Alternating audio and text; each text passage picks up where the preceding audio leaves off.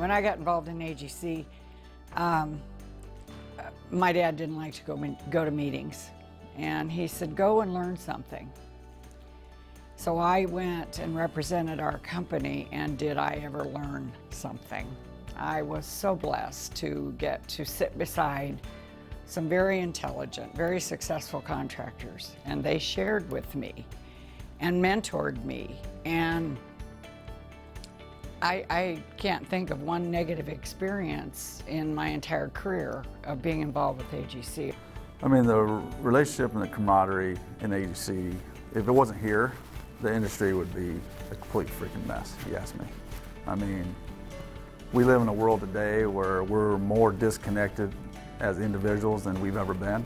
Social media, phones, and all the technology that was supposed to bring us together drove us apart. I mean, we don't have the social interaction like we should anymore. The AGC still does a very good job of trying to bridge that gap. So I think without it, we don't get the opportunity to know the people that have done this for 40, 50, 60 years, and the young generation coming up behind us. We don't have that ability to talk to them and get them into the association and help them, mentor them, move them ahead like the ones in front of us did. To me, the industry, I mean, I think the industry could fall apart, to be honest, if the AGC wasn't here. You know, everybody, whether you're building bridges or laying down asphalt or concrete, moving dirt, we're all facing the same issues. You know, so if you weren't part of a larger group and just out there on your own on kind of like a little island, I think who would you have to turn to if you had problems, or, you know, want to talk to the politicians about getting something passed that affects your company or your business, you know, so. Well, first thing it does, it gives you access. It gives you access to the Department of Transportation and access to people that can function as your mentors. I've been very fortunate. I had a lot of mentors that have become good friends of mine, and Robbins Jackson and Junie and Merle Manette and Bob Riley and the Jensens, and there's just a lot of people that have positive influence on not only our company but in my personal life that I've met through AGC. So I've been to every AGC convention since 1962, except 67 and 68 when I was in Vietnam.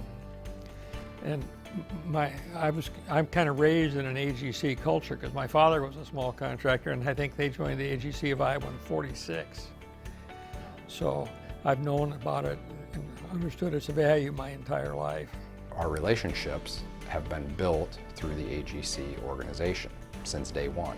That's why we get involved in everything. We attend every barbecue. We attend every convention. We try to be involved with everything we possibly can for those relationships. Once we became an AGC member, it really took us to the next level. Just learning how to build relationships with customers, people like the DOT, gave us a voice at the Capitol, taught us how to be friends with our competition, and that was a pretty pivotal point in our career and in our growth of our business. The networking of belonging to AGC is wonderful. I am so thankful for the friends I've made. Some who were customers, some who are competitors, and in the end we're friends. And when you retire, that's pretty special. That's one thing that I find is really unusual now. You go to an AGC convention. When I went to one 30, 40 years ago, there were old people there. There's no old people there now. So, you know, we got into the organization, and the members that are longtime members really took us under their wing and treated us better than I ever anticipated. You know, so the relationships we built by being a member has taught us so much, and how to do business the right way. You know, it was like being in business an extra 20 years by having that ability to meet with people in the industry, and even if they were doing the same stuff as us, they were always welcome to talk to us, teach us, you know, tell us what we were doing right, tell us what we were doing wrong. So that to me has been a huge part of the AGC for our organization. It turned us into a legit business in the construction industry, You know, the biggest impact that AGC has for us, I have to say, over the years, is the legislative function. As individuals, companies, we don't have a very strong voice. When we come together as an association, we have probably one of the strongest voices in the state of Iowa. As a result of AGC in Iowa, we have informed legislators, we have an informed public, and as a result of that, we have better lawmaking as it relates to our issues. It's really an amazing group. These people can fight one another tooth and nail at the bidding table and then sit down congenially at an association committee meeting or at a convention, okay? Our PAC auction is phenomenal. I don't know of any other industry that you know pulls together to that extent and makes that kind of contribution for the common good. I don't know of one. AGC has been fortunate for over many decades to play an influential role in Iowa's transportation public policy. AGC members giving Iowans a quality highway infrastructure system at competitive prices has served the driving public well. In addition to this, AGC has advocated many policies and procedures that have given Iowans the best bang for their buck when it comes to use of taxpayer dollars. Because of our commitment to the public's interest, AGC has gained credibility and the trust of lawmakers and governors past and present. However, promoting public policy on our part is not enough. Legislators need to adopt it. To that end, AGC and our membership must support those candidates who show leadership on highway infrastructure investment and a business climate that allows Iowans to prosper and enjoy an excellent quality of life. I am very proud of what Iowa AGC members have done through the Political Action Committee. AGC protects our market as contractors, and that's critical. If we don't have a market, we don't have anything. And the lobbying, the looking out for the laws that might be harmful to us or our employees, those things, that was the one thing that caught our eye, caught my dad's eye when we joined in the 70s. Just that people were out there working on our behalf. Because of the AGC, we were able to be involved with getting all the heavy equipment moving laws changed. We could move a lot heavier weights now with more axles and so forth than we could 30, 40 years ago. Our funding has gone up tremendously because we got the gas tax raised, and that all happened because of the AGC. Did I feel I was making a difference personally? Yes. But you bring the organization, everybody comes together as one, you can then understand the impact AGC has with the reputation and the collaboration we had with the legislators, helping them understand what this was going to do. And once the user fee got passed, it was just unbelievable seeing it and understanding, okay, you can make a difference. As an organization, yes, personally, but coming together as an organization, you really can make a difference. Our group's well respected. They listen to us. Not that we always get things our way, but at least we have a voice in it, and that's very important, rather than just something getting passed and having it crammed down our throats. So it makes a difference. The spec committees are the big thing I see. You know, when Iowa DOT wants to roll out new specs on how things are built, what materials are used, usually we get emails wanting AGC input. You know, what do we see that works in other states or doesn't work? So it's nice getting that input, and then AGC goes back to the DOT about it. So. Yeah, and as far as Iowa AGC goes, you know, we're members in 3 other states as well, and that doesn't happen always. I've been going to the DOT longer than anybody that works at the DOT.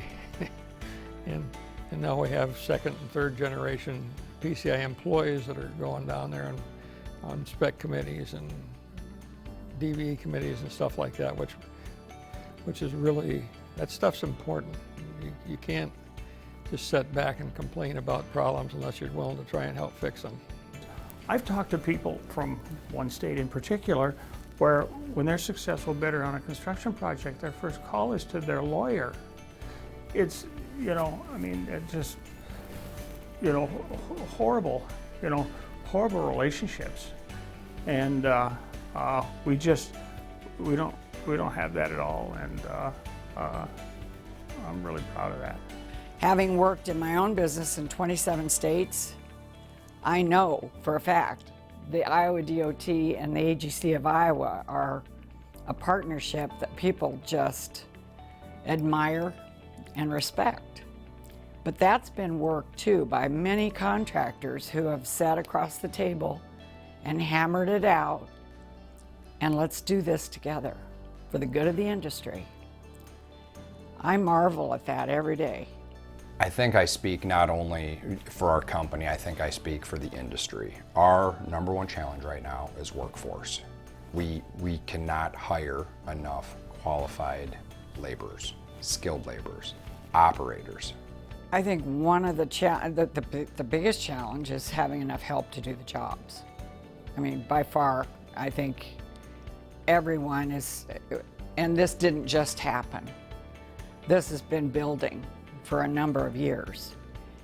And the need for young talent and people coming into the industry is going to be paramount to keep us going. Well, of course, the biggest challenge is labor today, finding enough people to fill the seats, but then of course funding is always a challenge to keep the program going. You know, most of the interstates are 50, 60 years old now, or older, so they're needing replacement. And they got all these cotton picking electric cars are coming out with, and they're not paying gas tax. They don't pay to use the roads.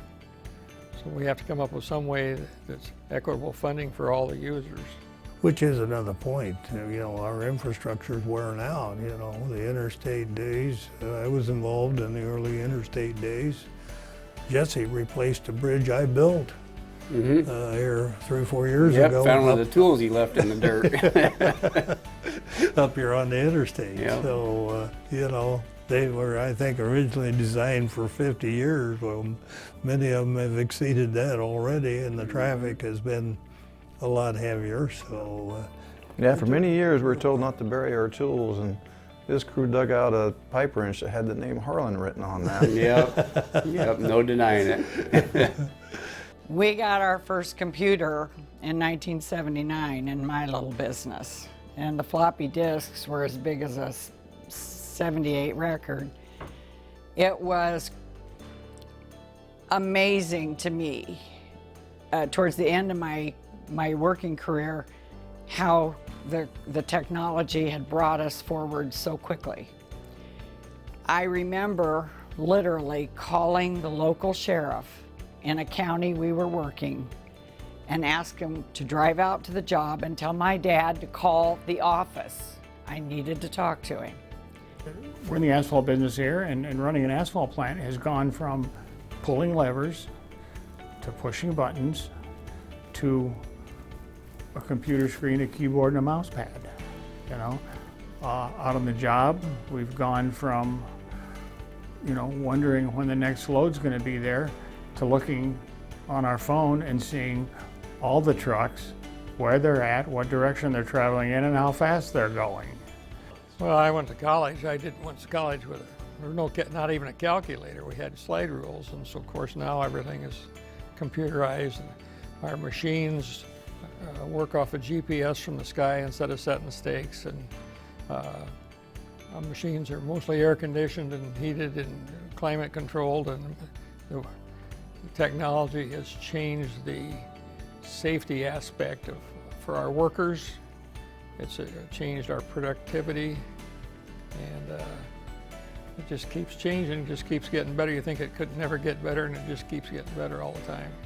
When I first went to work building bridges, we had to mix our concrete on the job site because there wasn't ready-mix plants that were capable of doing it. And that meant on a bridge floor, why you had to get up early in the morning and go unload sack cement from a rail car, enough to run you that day for your pour, and then you made a concrete pour of maybe 40 yards or so, which took all day to do. So the bridges, of course, got poured in sections.